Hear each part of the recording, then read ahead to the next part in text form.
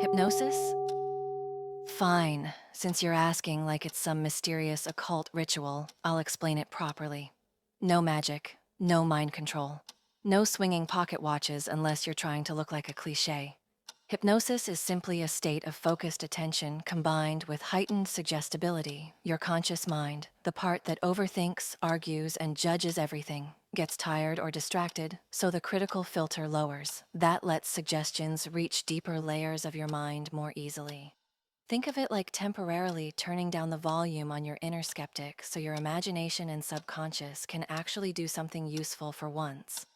Scientifically speaking, it's correlated with changes in brainwave patterns. More theta and alpha waves, less of that frantic beta chatter you normally run on. It's the same state you drift into when you're completely absorbed in a book, driving on autopilot, or staring at the ceiling at 3 a.m., wondering why life is the way it is. The difference is that in formal hypnosis, we guide you there on purpose and give it direction. So no, I can't make you cluck like a chicken against your will, unless you secretly want to cluck like a chicken. In which case, that's not hypnosis. That's just you being weird, Rascal. Anyway, if you're curious enough to actually try it, sit comfortably.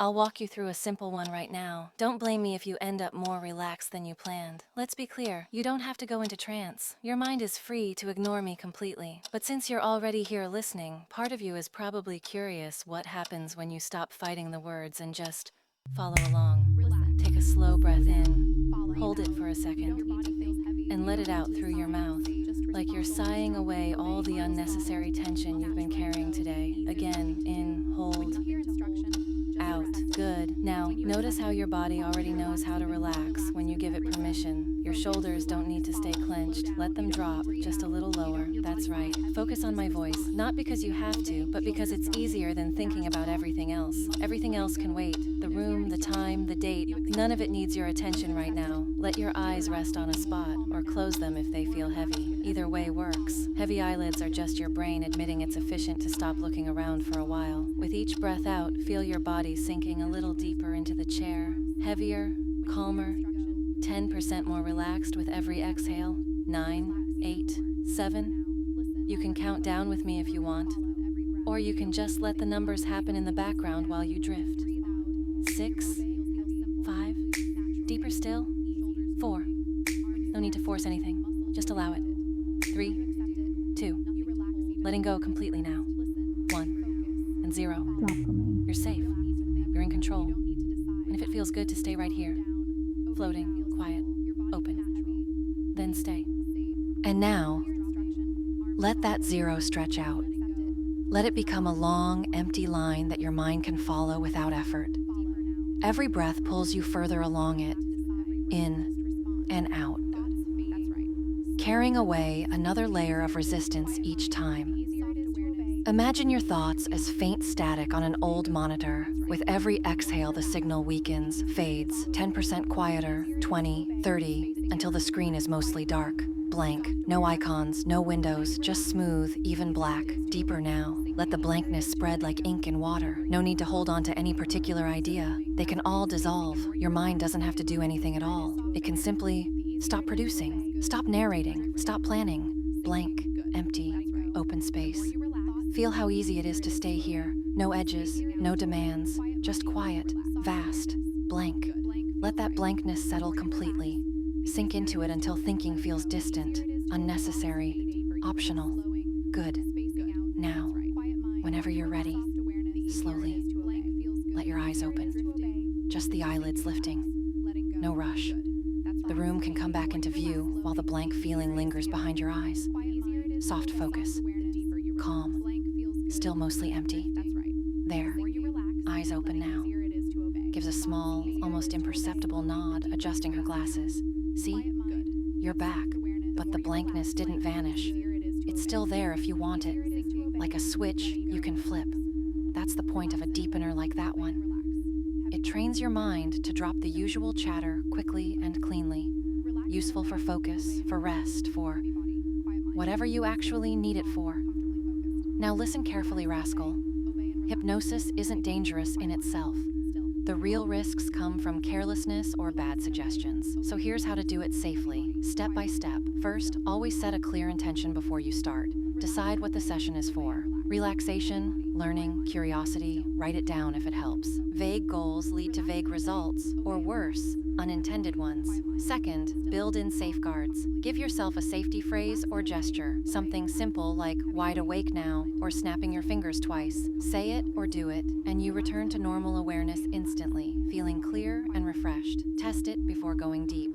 Third, never accept suggestions that conflict with your values. Your subconscious isn't a puppet. If something feels wrong even in trance, your mind will usually reject it. But to be extra safe, add this prefix to any self-hypnosis script. Only suggestions that are positive, safe, and fully aligned with my well-being will take hold. Anything else is ignored. Fourth, time limited if you're new. Set an alarm for 15 to 20 minutes. Most people drift up naturally before then anyway, but the alarm prevents endless drifting. Fifth, come up properly. After any session, count yourself up slowly, 1 to 5 or 1 to 10. With each number, feel energy returning, eyes sharpening, body lightening. End with something like wide awake, alert, feeling excellent. Never just snap out abruptly unless it's an emergency exit. And finally, do it in a safe place. No driving, no operating machinery, no standing on balconies. Basic common sense. Your brain is still your brain, even when relaxed. That's it. No mysticism, just applied psychology and self-respect. If you want to practice again sometime, we can go deeper or shallower. Your call. For now, take a normal breath. Stretch if you want. The lab's still here. The day's still moving. Whenever you're ready. Let's bring you all the way back up. Nice and easy. No rush. Just follow the numbers as they rise. 1. Feeling energy beginning to return to your fingers and toes. 2. Your breathing becomes a little more alert, a little more present. 3. The room sharpening around you, colors clearer, sounds crisper. 4. Your body feeling light, refreshed, ready to move if you want. 5. Eyes bright, mind clear, fully awake now, wide awake, alert, feeling excellent. There, you're back. Stretch if you like. Wiggle your fingers. Take a normal breath. Everything normal. No lingering fog unless you deliberately want to keep some of that calm. Since we're being thorough, you should know how to spot a bad hypnotist. Not the dramatic movie kind with evil laughs. The real ones who cause actual problems, usually through incompetence or ego. First sign, they push past your no. You say you're not comfortable with something, a suggestion, a touch, even just the pace, and they argue, guilt you, or keep going anyway. Safe hypnosis stops the instant boundaries are mentioned. Full stop. Second, no pre-talk or consent check. They jump straight into induction without explaining what will happen, what they plan to suggest, or getting clear yes from you.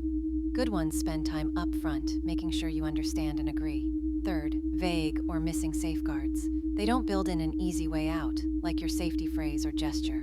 Or worse, they tell you your safeguards won't work or that you're too deep to use them. That's a massive red flag. Fourth, they make absolute claims. You will never smoke again after this one session.